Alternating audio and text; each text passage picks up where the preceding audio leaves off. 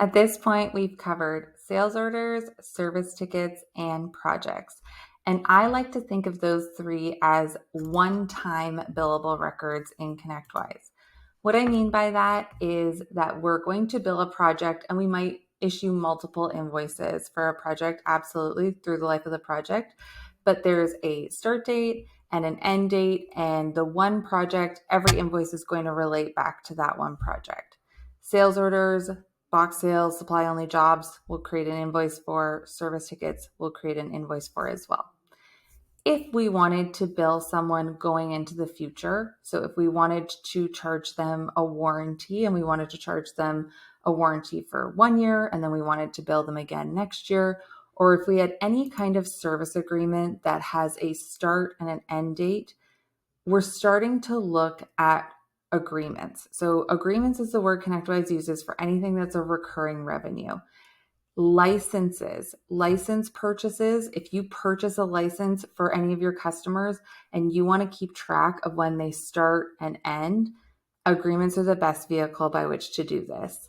You may have an agreement that only lasts for a year and it isn't going to renew, and that's fine. You would still put that in as an agreement.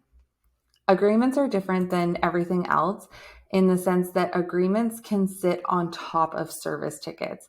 So agreements act as an umbrella. You create an agreement with a certain agreement type and a certain amount of revenue, and that's the anticipated revenue for that time period or for that term. Then you apply service tickets against the agreement to incur costs against it. So if you sold a warranty agreement for $1,000 for 6 months, and then every warranty call you had, you would apply that to the agreement.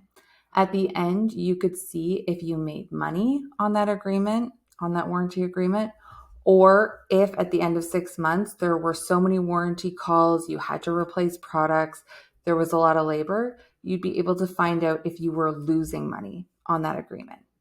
So that's the introduction to agreements within ConnectWise. They are really robust. There's a lot going on with agreements, and so they'll be their own video, but they are the only way to track any kind of recurring revenue. If you have a signed contract, so not a purchase order, but if you have a signed contract, a service agreement, it's going to be an agreement. If you have a PO, it's probably going to be a project or a sales order.